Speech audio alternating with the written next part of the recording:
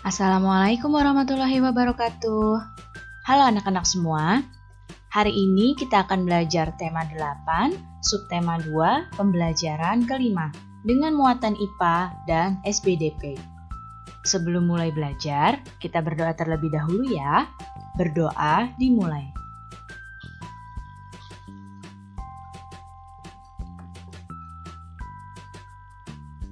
Berdoa selesai. Baik anak-anak, sudah siap untuk belajar hari ini? Kalau sudah siap, mari kita mulai belajarnya. Pertama-tama, kita akan mempelajari muatan IPA. Coba kalian perhatikan gambar yang ada di hadapan kalian. Jika kalian amati, kira-kira apa ya yang terjadi pada gambar ini? Ya, yang terjadi pada gambar ini adalah peristiwa kekeringan. Peristiwa kekeringan seperti ini tentu saja akan membuat warga sangat menderita karena mereka akan kekurangan air bersih. Pernahkah daerahmu mengalami peristiwa seperti pada gambar ini? Jika pernah, kira-kira apa ya kekeringan itu? Kekeringan biasanya terjadi pada musim kemarau karena langkanya ketersediaan air pada waktu musim kemarau tersebut. Penguapan air yang lebih banyak dibandingkan dengan hujan yang turun mengakibatkan lingkungan mengalami kekeringan. Hal ini tentu saja dapat membuat terganggunya siklus air.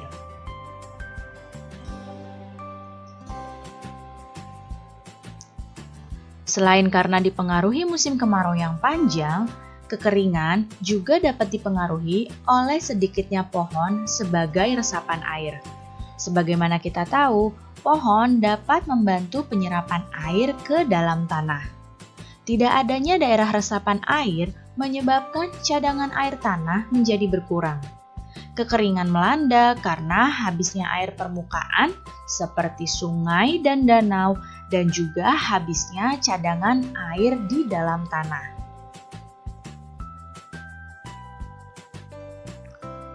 Lalu bagaimana ya cara menjaga agar air tanah tetap tersedia? Berikut ini adalah beberapa caranya. Yang pertama adalah dengan menanam pohon yang mempunyai akar kuat. Pohon dengan akar yang kuat mampu menyerap air dan mengikat air tanah tersebut.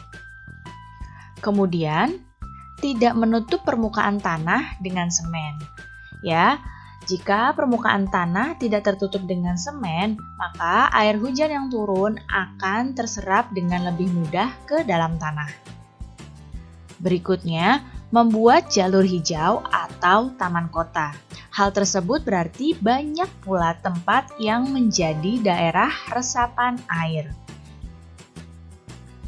Dan membangun sistem drainase yang baik.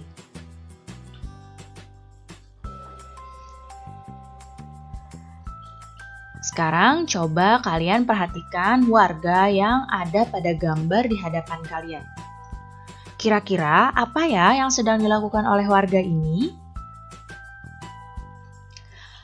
Jadi, banyak cara dilakukan masyarakat untuk menghadapi bencana kekeringan. Salah satunya yang dilakukan oleh para tokoh adat atau sesepuh adat desa Bayan, yaitu dengan melakukan ritual lewat tarian yaitu tari suling dewa. Sekarang kita akan belajar muatan SPDP.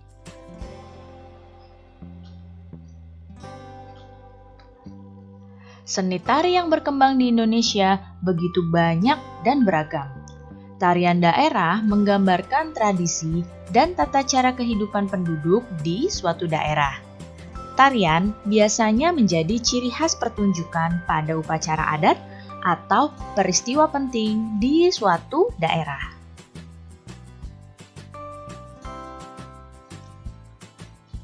Nah, berikut ini adalah tarian daerah yang ada di Indonesia. Ya, dapat kalian lihat pada tabel di hadapan kalian ini.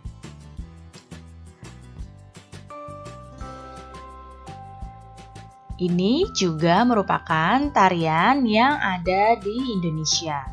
Sebenarnya masih banyak lagi tarian-tarian lain yang ada di Indonesia ya. Biasanya, tari-tarian tersebut dibawakan dengan iringan musik. Musik dapat berupa tepukan tangan, suara-suara, nyanyian, hentakan kaki, atau alat musik tradisional. Nah, sebagai generasi muda Indonesia, kita patut melestarikan kesenian daerah ya, agar kesenian ini tetap lestari dan tidak punah. Akan belajar tema 8, subtema 2, pembelajaran ke-6 dengan muatan SPDP dan PPKN. Baik anak-anak, sudah siap untuk belajar hari ini? Kalau sudah siap, mari kita mulai belajarnya. Pertama-tama, kita akan mempelajari muatan SPDP. Budaya masyarakat Indonesia begitu beragam. Keragaman budaya itu berkaitan dengan lingkungan setiap daerah. Salah satu budaya tersebut adalah tarian.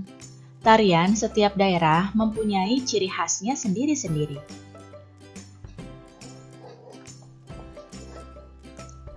Terdapat bermacam-macam karya tari di Indonesia.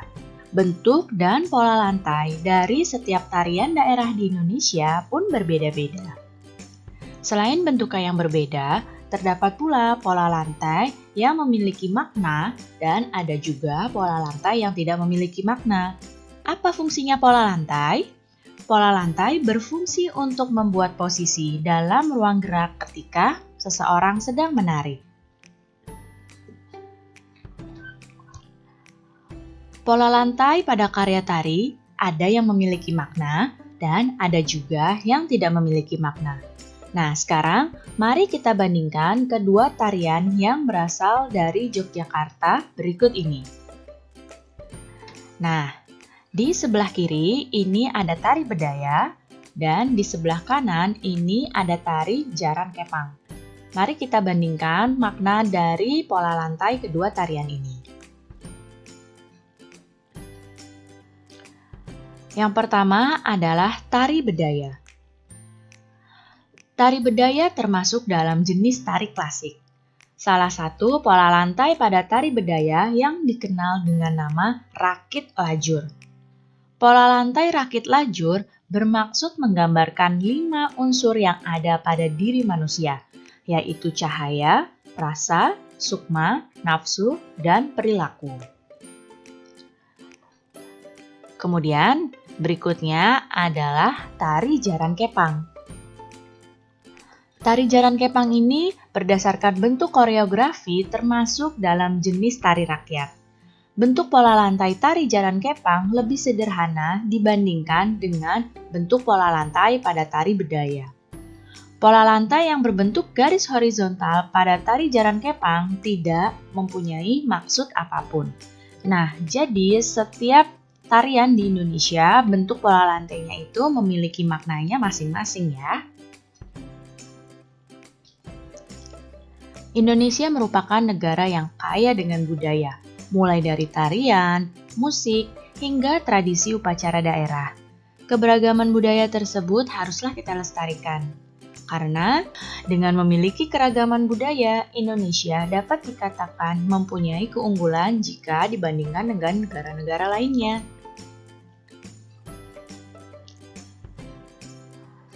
Namun, pada saat ini, sebagian warga masyarakat mengabaikan dan melupakan budaya sendiri seperti tarian tradisional.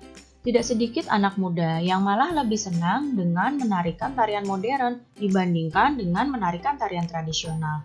Padahal, jika kita cermati, tarian tradisional Indonesia itu sangatlah menarik. Lalu, bagaimana ya caranya agar masyarakat lebih memilih tarian atau budaya Indonesia? Berikut ini adalah cara untuk melestarikan seni tari di Indonesia. Yang pertama, dengan mengenalkan tarian tradisional sedini mungkin kepada anak-anak. Kemudian, menyelenggarakan ekstrakurikuler tari tradisional di sekolah-sekolah. Berikutnya, dengan mengadakan lomba tari tradisional antar sekolah, dan juga dengan membuat pertunjukan tari tradisional di tempat umum. Dengan begini, tarian tradisional Indonesia akan lebih dikenal oleh generasi muda. Selain pelestarian tari, kita juga harus melestarikan adat istiadat yang ada di Indonesia. Bagaimana caranya? Pertama, kita bisa dengan menggunakan pakaian adat saat acara-acara tertentu. Kemudian dengan melakukan upacara adat sesuai dengan aturannya. Berikutnya, membeli hasil kebudayaan daerah seperti kain atau patung. Berikutnya, menghargai jenis tarian tradisional dari berbagai daerah dan juga dengan mempelajari tarian-tarian tradisional yang ada di Indonesia. Pelestarian budaya di Indonesia memiliki tujuan untuk semakin memperkokoh jati diri individu dan masyarakat di Indonesia, serta untuk meningkatkan persatuan dan kesatuan di Indonesia. Baik anak-anak, cukup sekian ya penjelasan Ibu kali ini. Mudah-mudahan kalian paham dan mengerti. Terima kasih anak-anak semua, sampai jumpa lagi. Wassalamualaikum warahmatullahi wabarakatuh.